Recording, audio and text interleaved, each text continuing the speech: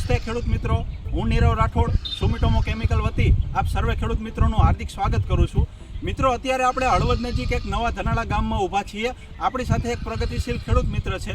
આજ તારીખ થઈ છે 8મા મહિનાની 12 તારીખ અને આજથી 12 દિવસ પહેલાં એટલે કે 31 જુલાઈના રોજ આપણે સુમિટોમો કેમિકલની બે સારી એવી પ્રોડક્ટ એટલે કે વિદ્યુત અને ઓર્મી આ બંને પ્રોડક્ટનો આ ધાર્મિક ભાઈ આપણી સાથે ઊભા છે. એમની વાડીમાં આપણે ડેમોન્સ્ટ્રેશન કર્યું હતું અને ડેમોન્સ્ટ્રેશનને આજ 12 દિવસ થયા છે. આ 12 દિવસમાં ખેડૂત મિત્રને શું પરિણામ લાગ્યા છે એના વિશે પૂછીએ. તમારું નામ એક કહી દેજો. મારું નામ ધાર્મિક. તમારો મોબાઈલ નંબર? મારો મોબાઈલ નંબર 63 53 33 75 તો હવે ધાર્મિકભાઈ, આપણે આ 3 ચર્યા છે કે એની અંદર આપણે વિદ્યુત અને ઓર્મીનો ડેમોન્સ્ટ્રેશન કર્યું હતું. તો આ 3 ચર્યામાં અને બીજા જે નથી છાંટ્યું આપણે એમાં તમને શું ફરક લાગે છે? એમાં કલરમાં ફેર છે, હાઈટ રોકાઈ જઈ છે, એમાં આ મગફળી અને ઓલી મગફળીમાં કડ પડી જઈ છે અને હુયામાં ઘણો બધો ફેર છે. બરાબર. તો પહેલાં તો તમને આ 3 ક્યારા છે એનો કલર એકદમ આપણને ખેડૂત મિત્રો જોઈ શકીએ છીએ કે એકદમ કાળો ઘેરો કલર થઈ ગયેલો જોવા મળે છે. હવે બીજી વસ્તુ એ કે આનો જે ગ્રોથ ટૂંકમાં મગફળી ઊભી વહિત કરવાની હોય એના બદલે જમીનથી નજીક ફ્લાવરિંગ આવે એ માટે આપણે મગફળી આડો એનો ગ્રોથ થયેલો આપણને આ 3 ક્યારાની અંદર જોવા મળે છે. અને બીજી વસ્તુ મેન આપણે ઉત્પાદન વધારવા માટે મગફળીની અંદર સૂયા સારા હોય તો ઉત્પાદન સારું મળે. સૂયામાં તમને કેવો ફેર લાગે છે? ઘણો બધો ફેર છે.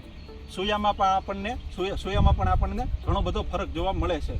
તો ધાર્મિકભાઈ, આપણે આ 3 ક્યારા 3 ચરિયાની અંદર આપણે જે આ બે પટ્ટો પણ માર્યો છે આપણે, તો આ 3 ક્યારાની અંદર આપણે જોઈ શકીએ છીએ કે હુયા વૈધ અને કલર આ બધી વસ્તુમાં આપણને ફરક જોવા મળ્યો છે. તો તમે આ ડેમોન્સ્ટ્રેશનથી તમને રાજીપો છે? તમે ખુશ છો? ખુશ છે. તો આપણે ઘણા બધા ખેડૂત મિત્રો મગફળીનું વાવેતર કરે છે, તો બીજા ખેડૂત મિત્રોને તમે શું કહેશો? યોગ્ય છે. બરાબર. તો વિદ્યુતનો ખેડૂત મિત્રો આપણે 5 ml પર પંપના માપથી અને ઓર્મીનો 40 ml પર પંપના માપથી આપણે ધાર્મિકભાઈની વાડીમાં ડેમોન્સ્ટ્રેશન કર્યું હતું અને ખૂબ જ સારું પરિણામ આપણને જોવા મળ્યું. તો મગફળીના પાકની અંદર આપણે એ ભલામણ કરવી છે ખેડૂત મિત્રોને કે તમારે મગફળી 8 થી 10 સૂયા એટલે કે ટૂંકમાં 10 થી 15% ફ્લાવરિંગ નીકળે ત્યારે તમારે 4 થી 5 mlના માપથી વિદ્યુત અને 35 થી 40 mlના માપથી ઓર્મીનો રાઉન્ડ કરો.